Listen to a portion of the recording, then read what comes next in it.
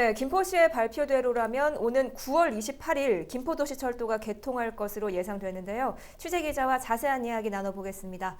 이재필 기자, 9월 28일 개통, 이번에는 확실한 걸까요? 네, 우선 믿어봐야겠죠. 예. 우선 김포시는 이번에는 앞서 이제 정화영 김포시장도 이야기를 했지만 확신을 하고 있습니다.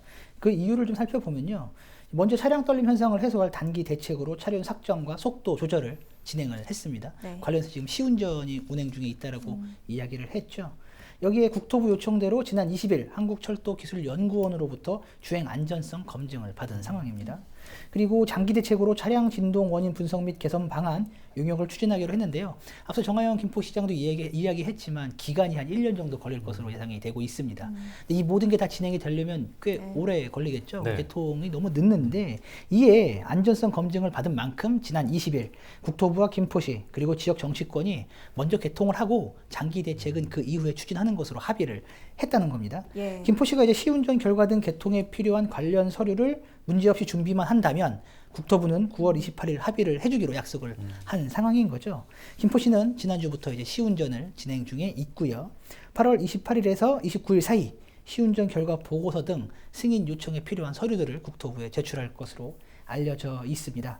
김포시는 이번만큼은 앞서 합의한 내용대로 개통을 자신하고 있는 그런 상황입니다.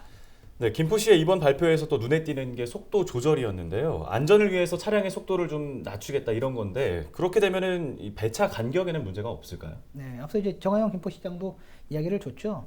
김포도시철도 운행 구간 중 약 40군데에서 이제 속도 조절이 이뤄질 것으로 지금 예상이 되고 있습니다.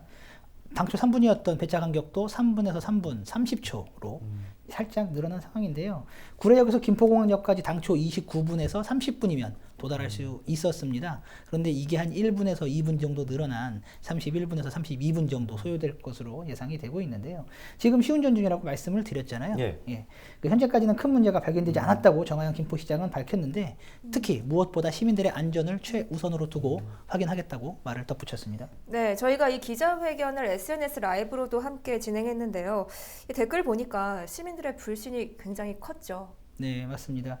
이미 두 차례나 개통이 연기가 됐잖아요. 지난 2018년 11월 한 차례 연기가 됐고 그리고 지난 7월 5일 또 두 차례 연기가 됐습니다. 네. 특히 정화영 김포시장은 취임하면서 첫 번째로 약속했던 게 꼭 7월 내에 김포도시철도를 개통하겠다라고 강하게 약속을 한 바가 있는데요. 그런데 못 지켰죠. 네. 정화영 김포시장 입장에서는 한 번이지만 김포시 행정부만 놓고 봤을 때 시민들은 두 번의 그 약속을 지키지 못한 것을 눈으로 본 그런 상황이 되는 건데요. 예. 그렇기 때문에 정말 개통할 수 있겠어? 라는 어떤 이런 불신의 목소리가 높은 그런 상황입니다.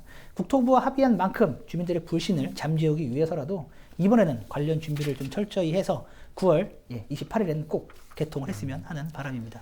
네, 알겠습니다. 이번 발표에 따르면 9월 28일 드디어 김포도시철도가 개통을 할 수 있게 되는 건데요. 세 번째 개통 지연은 없길 기대해 보겠습니다. 지금까지 이재필 기자였습니다. 수고하셨습니다.